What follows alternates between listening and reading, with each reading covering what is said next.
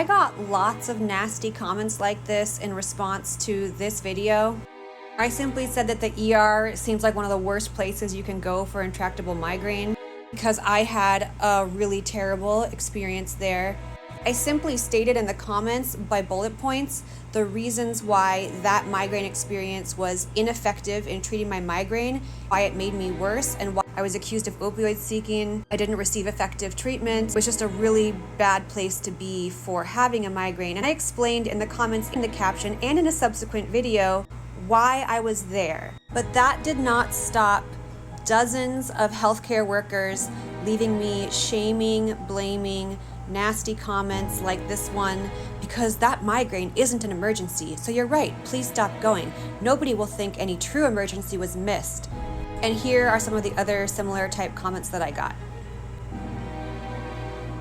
So I was messaging with my doctor for weeks, as I explained clearly in my posts. I've never had an intractable migraine before that was unresponsive to sumatriptan. I had status migrainosus, so a migraine that lasts over 72 hours, resists previously effective treatments. My primary care clinic couldn't get me in for over a month. I couldn't get a referral to neurology for over 3 months. And my doctor pretty much told me that I had to go to the emergency room. My recommendation at this time is that you be seen in the Cedars-Sinai emergency room. Determine if imaging of your head is necessary at this time. Following their assessment, we can blah, blah, blah, blah. It would be most appropriate to go to the emergency room at this time. So that is an MD's advice to me.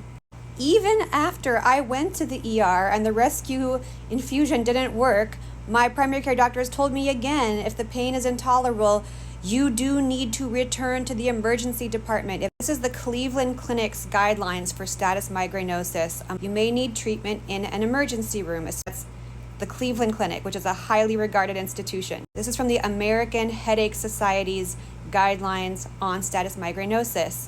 It is a relentless migraine attack that can require medical attention and sometimes a visit to the hospital. There are lots of medical journal articles talking about how to treat migraine in the emergency department. Why do you think that is? Here is the American Headache Society's guidelines for treating migraine in the emergency department.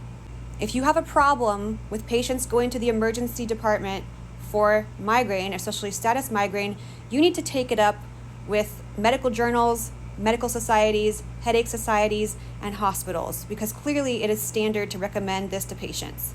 Why might that be? Aside from the fact that status migraine itself is completely incapacitating, with the vomiting and nausea, among other factors, can cause severe loss of fluids. A lot of people are actually killed in the emergency department because their actual other medical conditions are misdiagnosed as a migraine.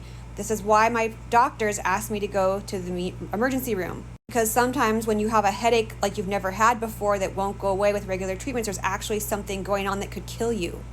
There are lots and lots of headlines about people, this person killed themselves because of their severe migraine being ineffectively treated. I understand that after having a migraine for almost 3 months, and I'm an advocate for suicide prevention. After the way all you healthcare workers harassed and shamed me in the comments of those videos, I could understand why someone might feel like this and take their own life.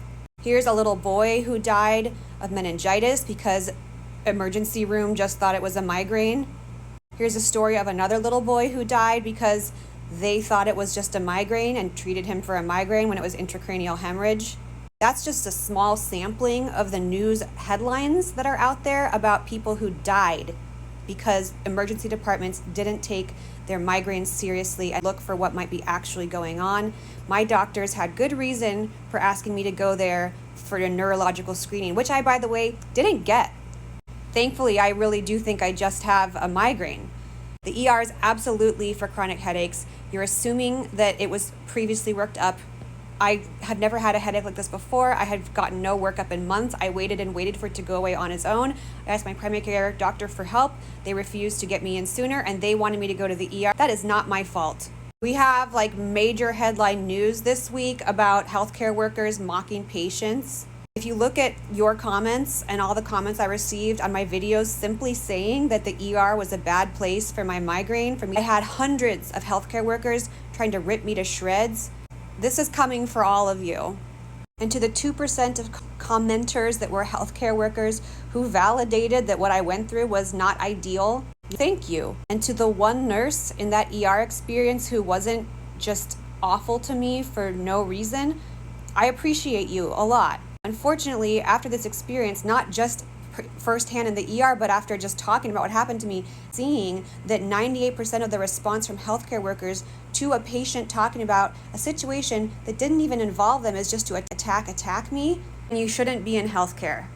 Any system with two sides where one group has almost all the power, including the power of life and death, and the other group has no autonomy or power, when that group speaks up about poor treatment, the group with all the power refuses to acknowledge that there could be any flaws in their system, instead attacks and criticizes the people without the power speaking up. That is a corrupt system, a corrupt and oppressive and damaging system.